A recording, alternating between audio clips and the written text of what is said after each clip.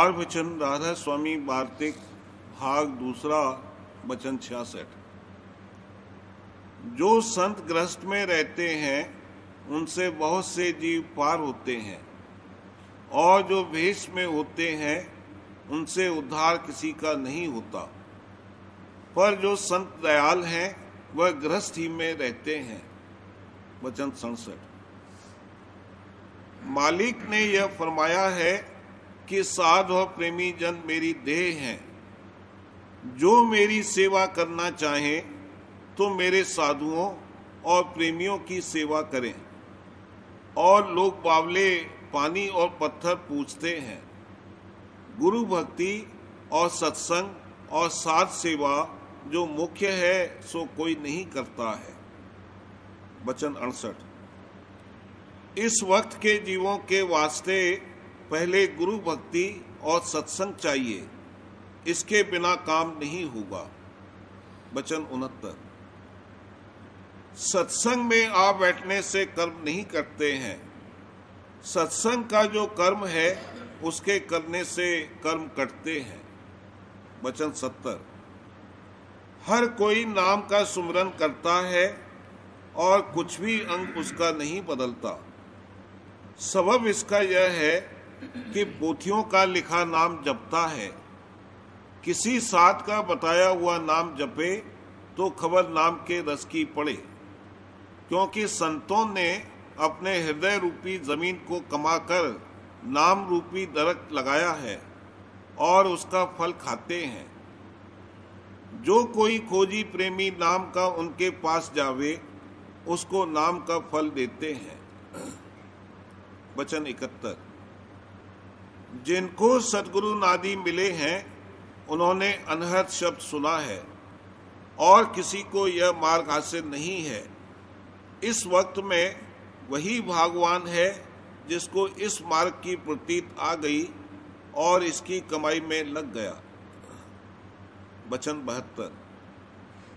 जो सत्संग करे और वचन भी सुने तो मनन भी करना चाहिए, ताकि निध्यासन यानी अभ्यास की सीढ़ी पर आ जावे। और जो मनन नहीं करेगा तो कुछ फायदा नहीं होगा, जैसे का तैसा बना रहेगा। वचन 73। जिसको सतगुरु ताड़े उसकी सत्संगियों को सिफारिश करनी मुनासिब है, और जिसका वे आदर करें उसकी उनको भी खातिर करनी चाहिए। वचन 74। जो कोई बिना भाव के साथ को खिलाता है तो उसका तो फायदा है, पर साथ का नुकसान है। वचन 75। जाहिर में पूजा करने के वास्ते तो संतों की अकाल मूरत है, और गुप्त में जिसका संत ध्यान करते हैं वह भी अकाल पुरुष है। पर संसार जड़ को छोड़कर डालियों को पूजता है, सो जड़ भी हाथ नहीं आती और डालियां भी सूख जाती हैं। मतलब डालियां पुजवाने से यह था कि एक रोज जड़ तक आ जावेगा, पर जीवों ने डालियों को ऐसा पकड़ा कि छुड़ाए नहीं छोड़ते हैं। यानी पंडितों के बहकाने से अनेक तरह की पूजा कर रहे हैं और करने लगते हैं। सबब इसका यह है कि इस जीव के संग काल का वकील यानी मन मौजूद है। जो कोई काल का मत इसको समझाता है तो मन भी मदद करता है, क्योंकि काल की हद से बाहर नहीं जाता है। और जब दयाल का मत संत उपदेश करते हैं तब काल का वकील मन इसको बहका देता है और संतों के वचन का निश्चय नहीं आने देता है।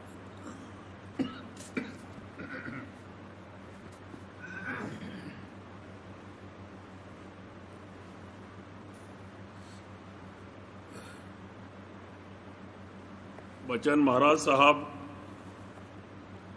भाग दूसरा निर्णय व भेद मत का वचन 34। चैतन्य शक्ति की अपार प्रबलता का अनुमान और एक शख्स के सवालों के जवाब।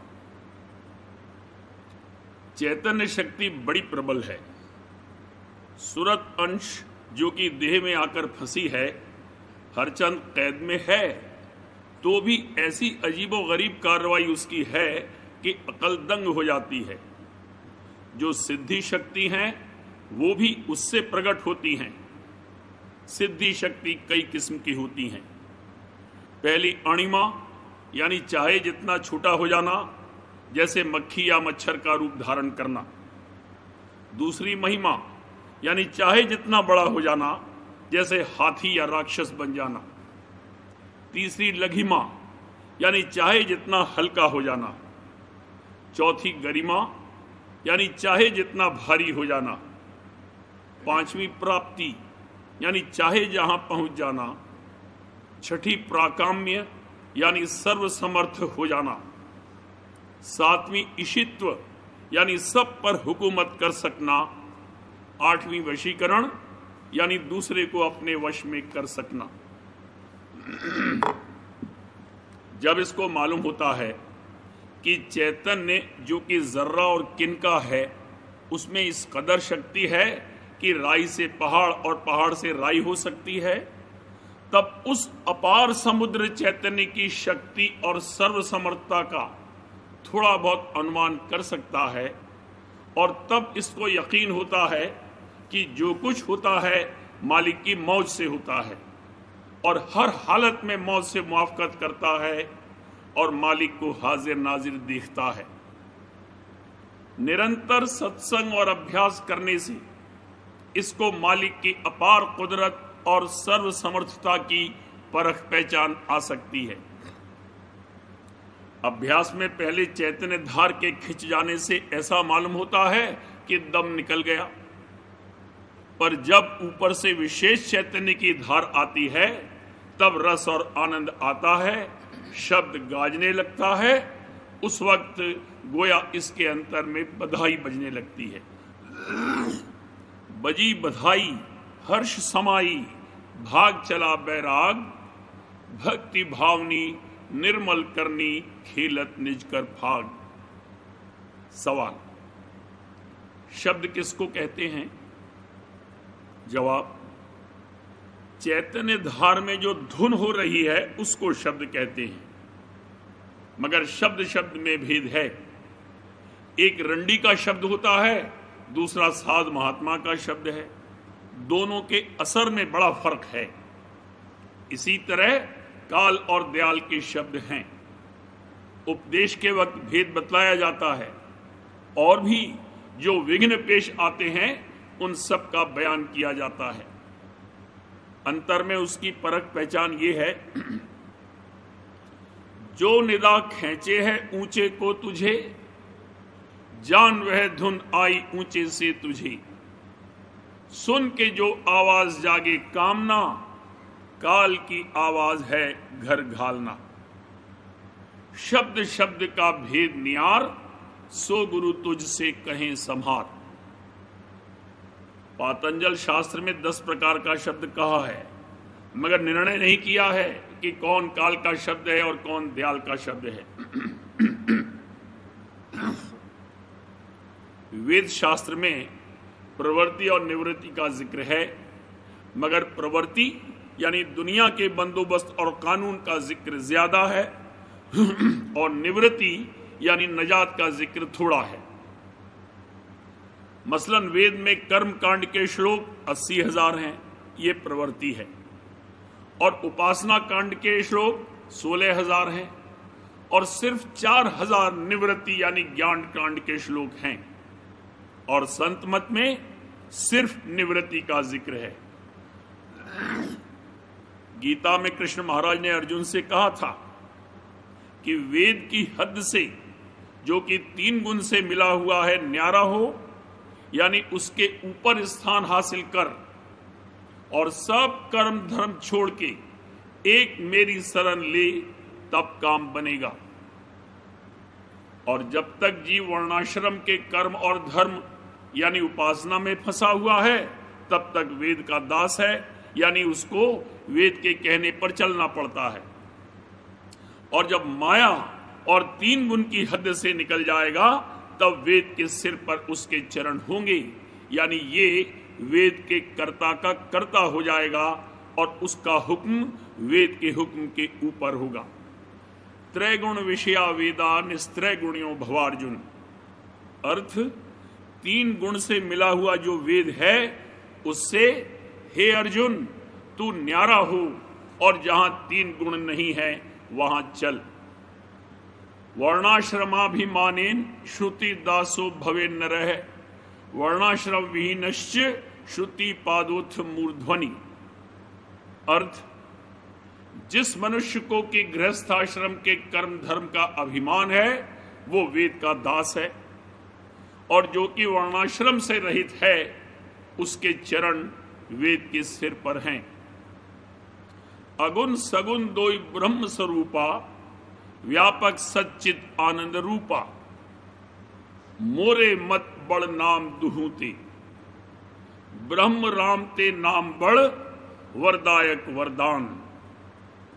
राम एक तापस तिय तारी नाम कोट खल कुमत सुधारी। कहां लग कहूं नाम प्रभुताई राम न सके नाम गुण गाई। मोरे मन प्रभु अस्विश्वासा राम से अधिक राम कर दासा। गुरु से बड़ नहीं अनामी कोटि जन्म लग रगड़ हमारी बरूं शब्द शंभु नहीं रहूं कुंवारी। अर्थ, करोड़ जन्म तक कोशिश और जतन करूंगी, शब्द को बरूंगी नहीं तो कुंवारी रहूंगी। ये कड़ी रामायण की है। उसमें पार्वती ने शंभु यानी शिव से शादी करने की ख्वाहिश इस तरह जाहिर की। ऐसे ही यहां भक्त जन का प्रण शब्द गुरु से मिलने के लिए होता है। कहने का मुद्दा यह है कि वेद शास्त्र की सुनी सुनाई बात की लीक लोग पीटते चले आते हैं, मगर लिखे पढ़े लोगों के सामने अगर लड़कों की पुस्तक रखेंगे तो वो कैसे मानेंगे। संतों के पास बड़े बड़े पंडित और ज्ञानी आए पर सब कायल होकर गए। मैं तो संतों का दास हूं, सो अभी मेरे लड़के की शादी में जितने यहाँ के बड़े पंडित हैं आए थे। मैंने उनसे पूछा परमाणु किसको कहते हैं। कहा कि परमाणु अगोचर है, यानी इन इंद्रियों से नहीं लिखा जाता है। मैंने कहा ये तुम्हारा कहना कथन मात्र है, तोते की कहानी है, कैसे माना जावे। स्वतः प्रमाण दो तस्दीक के साथ। अगर परमाणु अगोचर है तो तुम जो अंतःकरण यानी इंद्रियों के घाट पर बैठकर कहते हो वो भी काबिल इत्मीनान नहीं है। हम किसी को नहीं मानते हैं, न वेद शास्त्र, न पुराण, न कुरान, न अंजील, न कबीर साहब, न शम्स तबरेज और न राधा स्वामी को। सुनो, हम अपने मत का स्वतः प्रमाण देते हैं, यानी इन आंखों से जो नजराई पड़ता है उसी के मुआफिक बयान करते हैं। यहां 2 पदार्थ हैं, जड़ और चैतन्य। जहां तक जड़ता यानी माया है वहां तक आवागमन है, क्योंकि माया एक सूरत पर कायम नहीं रहती है। निर्मल चैतन्य देश अमर अजर है, क्योंकि चैतन्य हमेशा एक रस कायम रहता है। जितनी शक्तियां हैं सबकी धारें और सबके भंडार हैं और सब में आवाज है। चैतन्य भंडार की जो धार है उसकी धुन को पकड़ो और जिस रास्ते से कि स्वप्न में और मरते वक्त जाते हैं उसी रास्ते चलो। यहां 3 चीजें प्रधान हैं, तन, मन और सुरत। तीनों के बाहर मंडल हैं, यानी पिंड, ब्रह्मांड और दयाल देश। हर एक में 6 दर्जे हैं। एक दूसरे का अक्स यानी प्रतिबिंब है। जैसे तन में बाहर द्वारे हैं वैसे ही अंतर में भी द्वारे हैं। पिंडेशु ब्रह्मांडी, यानी जो कुछ बाहर रचना में है वो छोटे पैमाने पर हर एक मनुष्य के घट में है। जैसे सूरज में से धार आ रही है, जो कोई ऐसा सूक्ष्म हो जावे कि जैसी वो धार है तो वो उस धार को पकड़ के सूरज में पहुंच सकता है। इसी तरह चैतन्य भंडार से जो धार आ रही है उसकी धुन को पकड़कर वहां पहुंच सकता है। अब ये बयान न तो शास्त्र में है, न कुरान में, न अंजील में, स्वतः प्रमाण है। हालत मौजूदा का हवाला है और किसी का हवाला नहीं है। यह सुनकर वो सब पंडित लाजवाब हो गए। सवाल, वो धार कैसे हाथ आवेगी? जवाब, अभ्यास करो तो हाथ आवेगी। जैसे इन आंखों से यहां देखते हो, वैसे अंतर की आंख खोलो तो वहां की कैफियत मालूम हुए। मगर तरसा तरसा के आंख खोली जाएगी। इसका मतलब यह है कि आहिस्ता आहिस्ता आंख खुलेगी, यानी तरक्की होगी। जैसे कि लड़का दिन दिन बढ़ता जाता है, मगर धीरे धीरे ये काम होता है कि जिसकी उसको खबर नहीं पड़ती है। अलबत्ता जब जवान हो जाता है तब जानता है कि मैं अब लड़का नहीं रहा। इसी तरह अंतर की पूरी तौर पर आंख खुलने में इसका हाल होता है, और इसी का नाम तरसा कर आंख खोलना है। सवाल, लड़के के जब तेल लगाते हैं, मालिश करते हैं, तब बड़ा होता है? जवाब, यहां भी खूब तेल और उपटना मला जाता है और छठी का दूध निकाला जाता है, यानी मान अंग जिसका मर्दन करना महाकठिन काम है, मारा जाता है। गरज की खूब सफाई की जाती है। लोग समझते हैं कि बैठे सत्संग करते हैं और कचौरी खाते हैं, मगर अकेले में आप हर एक से दरियाफ्त कीजिए, तब मालूम होगा कि क्या मामला है कि रोज जान निकाली जाती है। कहने का मुद्दा यह है कि जितने यहां बैठे हुए हैं सबकी मालिश होती है, यानी खूब गढ़त होती है, और यही मत की सच्चाई और पकाई है। जहां की ये खेल नहीं है और सिर्फ खातिरें हैं, वो मत झूठा है।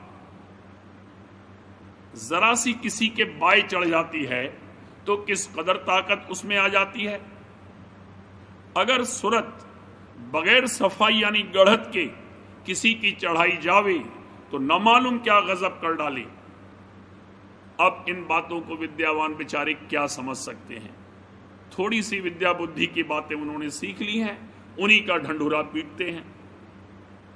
और जो साध महात्मा हैं, जिनका कि अनुभव खुला हुआ है, मानो ज्ञान का सागर जिनके घट में बह रहा है, वो और भी पोशीदा और गहर गंभीर होते जाते हैं। विद्या बुद्धि की उनके आगे कुछ भी हैसियत नहीं है। ये करनी का भेद है, ना ही बुद्धि विचार। बुद्धि छोड़ करनी करो, तब पाओ कुछ सार।